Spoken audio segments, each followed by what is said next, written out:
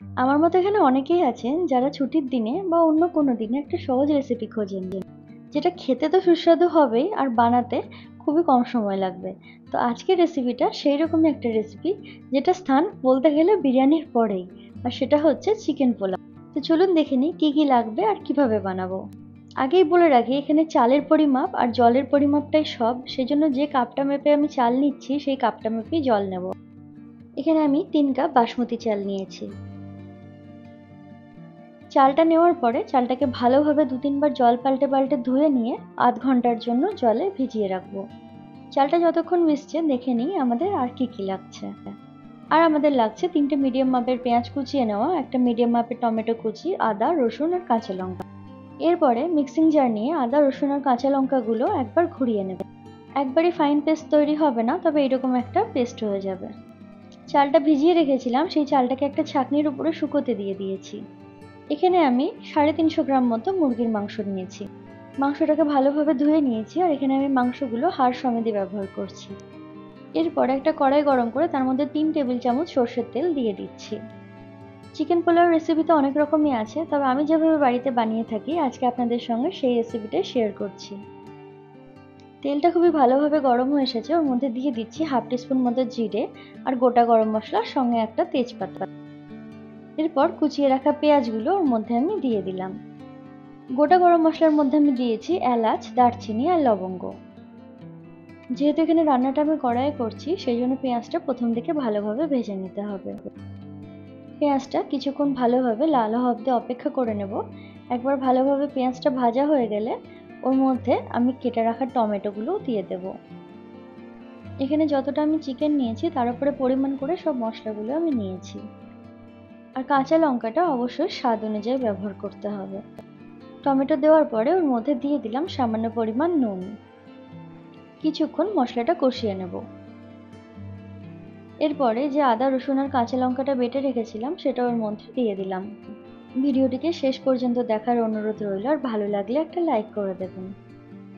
এবার মশলার বাটি ধোয়া সামান্য জল আমি এর মধ্যে দিয়ে দিলাম। এখানে গ্যাসের ফ্লেমটা আমি লো টু মিডিয়াম রেখে মিনিট 5 জন্য ঢাকা দিয়ে রাখবো। মিনিট 5 পরে ঢাকনা খুলে মশলাটা আরও একবার কষিয়ে নিচ্ছি।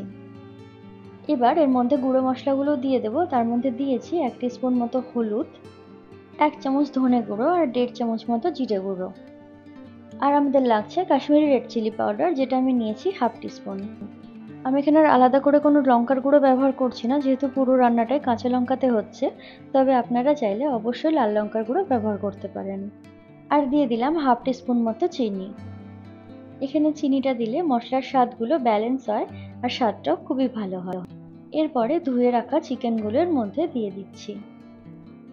350 গ্রাম চিকেনের জন্য আমি মশলাটা বানিয়েছি। আপনারা যতটা চিকেন নিচ্ছেন তার উপরে পরিমাণ করে মশলাটা নিতে হবে।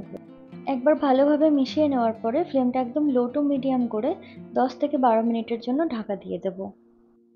10 থেকে 12 মিনিট পরে একবার ঢাকনা খুলে দেখে নেব আমাদের চিকেন সেদ্ধ হয়ে এসেছে কিনা। চিকেন প্রায় সেদ্ধ হয়ে গেছে, একবার ভালোভাবে মিশিয়ে নিচ্ছি। চিকেন সেদ্ধ হয়ে আসার পরে যে চালটা জল ঝরিয়ে শুকিয়ে রেখেছিলাম সেগুলোর মধ্যে দিয়ে দিলাম। চাল দেওয়ার পর আর বেশি নাড়াচাড়া করা যাবে না, সেই জন্য হালকা হাতে কিছুক্ষণ মিশিয়ে নেব।